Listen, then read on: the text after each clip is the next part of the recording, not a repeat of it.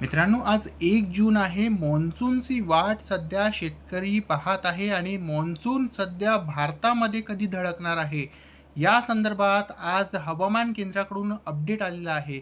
हवामान केंद्राकडून जर आपण अपडेट काय आलेला आहे या संदर्भातला तुम्हाला अपडेट दिला, तर 30 मई आणि 1 जूनचा मधातली स्थिती सध्या मान्सूनची इथे बनलेली आहे आणि पुढील 24 ते 48 किंवा 2 दिवसांमध्ये मान्सून केरळच्या भागामध्ये धडकू शकते, अशी शक्यता हवामान केंद्राकडून वर्तवण्यात आलेली आहे. हे ॲक्सिस ऑफ मान्सून ट्रफ आहे सध्या, अशी इथे बनलेली आहे. 1 जूनच्या रोजीची स्थिती सध्याच्या काळामध्ये आपल्याला दिसत आहे.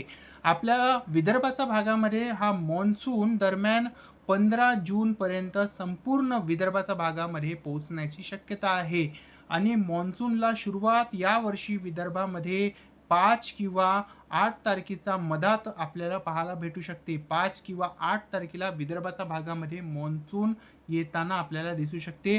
सध्या तरी यामध्ये बदल पण घडू शकते येणाऱ्या दिवसामध्ये, पण सध्या प्राथमिक अंदाजामध्ये 5 किंवा 8 जूनचा मधात आपल्या विदर्भामध्ये मान्सून पोहोचण्याची शक्यता आहे. तर निश्चितपणे शेतकऱ्यांनो, पेरणी करण्यासाठी घाई करू नका. सध्या तरी मोठ्या पावसाची सध्या शक्यता विदर्भामध्ये नाही दिसत आहे.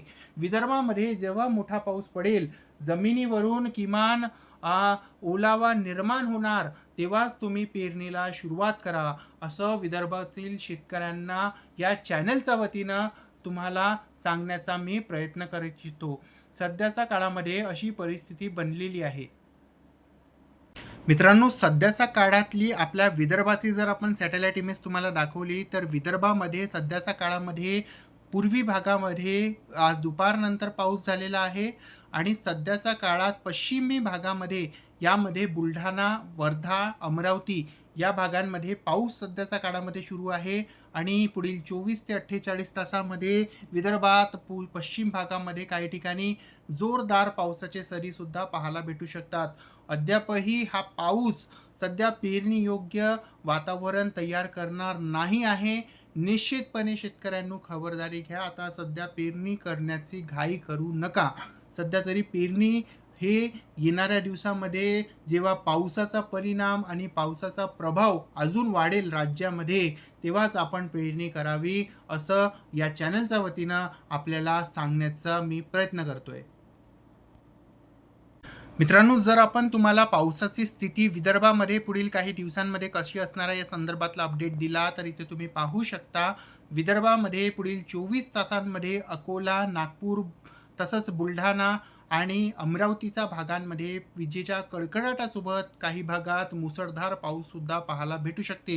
नागपूरचा उत्तर भागामध्ये काटोल, कडमेश्वर आणि त्याला लगतवर्तीच्या भागामध्ये खास करून पाऊस होण्याचा अंदाज आहे.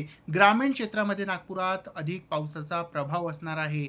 आपण समोर वळलं आणि 3 तारखेचा रोजीचा अंदाज दिला, तर 3 तारखेचा रोजीसुद्धा विदर्भामध्ये चंद्रपूरचा काही भाग, इथे यवतमाळचा काही भागामध्ये, नागपूरचा काही भागामध्ये पाऊस होण्याचा अंदाजा 3 तारखेचा रोजीसुद्धा आपल्याला दिसत आहे. 4 तारखेचा जर तुम्हाला मी अंदाजा दिला इथे पुढे, तर अकोल्यामध्ये 4 तारखेला पाऊस होण्याचा अंदाजा दिसत आहे. पण पावसाचा प्रमाण हा मात्र विदर्भामध्ये कमी होण्याची शक्यता आहे.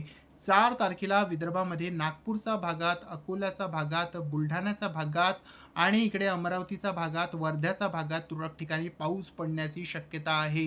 एकंदरीतच आपण हा अंदाजा तुम्हाला सांगत तर आहो, पण हा पाऊस सर्वत्र नाही पडणार आहे, असं सुद्धा या व्हिडिओमध्ये मी तुम्हाला सांगत आहो. कारण हा पाऊस एका ठिकाणी स्थानिक वातावरणावर अवलंबून असतो आणि काही भागांमध्येच हा पावसाचा प्रभाव सध्या विदर्भामध्ये आपल्याला पाहायला भेटणार आहे. असं सध्या आपल्याला 5 तारखेला सुद्धा परिस्थिती दिसत आहे. 5 तारखेला आपण पाहू शकता चंद्रपूरच्या भागामध्ये पावसाचा प्रभाव हा आपल्याला इथे वाढताना दिसत आहे. चंद्रपूर, गडचिरोली या भागांमध्ये पाऊस होण्याची शक्यता आहे. नागपूर, वर्धा, यवतमाळ आणि अकोला, बुलढाणा या भागांमध्ये सुद्धा तुरळक ठिकाणी पाऊस होण्याचा अंदाजा आहे. 5 तारखे रोजी अशी परिस्थिती आपल्याला दक्षिण विदर्भाच्या भागामध्ये पाहायला भेटणार आहे. 6 तारखेचा रोजी चंद्रपूर, गडचिरोलीमध्ये पावसाचा जोर वाढताना दिसणार आहे. चंद्रपूर आणि गडचिरोलीच्या भागात काही ठिकाणी मुसळधार पाऊससुद्धा पाहायला भेटू शकते विजेच्या कडकडाटासोबत. नागपूरच्या भागातही पाऊस होण्याचा अंदाज आहे. यवतमाळमध्ये सुद्धा पाऊस होण्याचा अंदाज आपल्याला इथे पुढे दिसत आहे. समोर जर आपण बघितलं तर समोर 6 तारखेचा रोजी इकडे मराठवाड्यामध्ये सुद्धा पाऊस पडणार आहे. पण आपल्या विदर्भामध्ये सुद्धा तुरळक ठिकाणी आयसोलेटेड पॅचेसमध्ये पाऊस होण्याचा अंदाज आपल्याला इथे पुढे दिसत आहे. जर आपण न्यूमरिक डेटा मॉडेल हा जो काही आहे हा सांगितला तुम्हाला पुढच्या काही दिवसाचं, तर न्यूमरिक डेटा मॉडेलमध्ये सुद्धा आपल्याला पुढील 24 तासांमध्ये विदर्भात तुरळक ठिकाणी पाऊस पडताना दिसणार आहे, अशी शक्यता वर्तवण्यात आलेली आहे.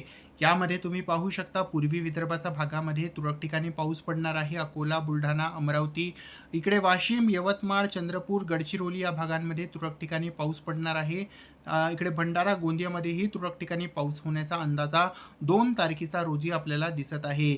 आपल्याला माहीत असेल सध्या जून महिना सुरू झालेला आहे आणि हा पाऊस जो की आता पडत आहे विदर्भाच्या भागामध्ये, हा पाऊस सध्या मान्सूनचा पाऊसच्या स्वरूपात हवामानमध्ये याला आपण मापतो आणि हा मान्सूनचा पाऊस आजपासून जो सुरू झालेला आहे जून महिन्या 1 जूनपासून 30 सप्टेंबरच्या मधात याला आपण मान्सूनचा पाऊस असं कन्सिडर करतो. तर सध्याच्या काळामध्ये अशी शक्यता यवतमाळ आणि अमरावतीच्या भागामध्ये सुद्धा येणाऱ्या दिवसामध्ये दिसणार आहे. 3 तारखेचा रोजी आणि 4 तारखेचा रोजी पूर्वी विदर्भामध्ये पावसाचा जोर कमी दिसत आहे आणि पश्चिमी विदर्भामध्ये पावसाचा जोर काहीसा आपल्याला वाढताना दिसत आहे. सध्या तरी परिस्थिती आपल्याला अशी दिसत आहे. समोर जर आपण बघितलं आणि समोर आपण जर 4 तारखेचा अंदाज दिला तर एकंदरीतच आपल्या संपूर्ण विदर्भामध्ये पाऊस होण्याचा अंदाज आहे. यामध्ये अमरावती, नागपूर, भंडारा, गोंदिया, चंद्रपूर, गडचिरोली, यवतमाळ, अकोला, वाशिम, बुलढाणा या संपूर्णच भागामध्ये पाऊस होण्याचा अंदाजा मित्रांनो आपल्याला येणाऱ्या 4 तारखेला दिसत आहे.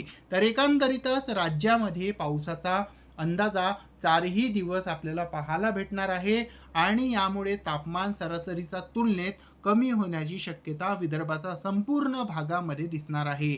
तर या व्हिडिओमध्ये आणि या अपडेटमध्ये बस इतकंच. व्हिडिओ आवडली असेल तर व्हिडिओला शेअर करा आणि व्हिडिओ आवडली असेल तर व्हिडिओला लाईक सुद्धा करा.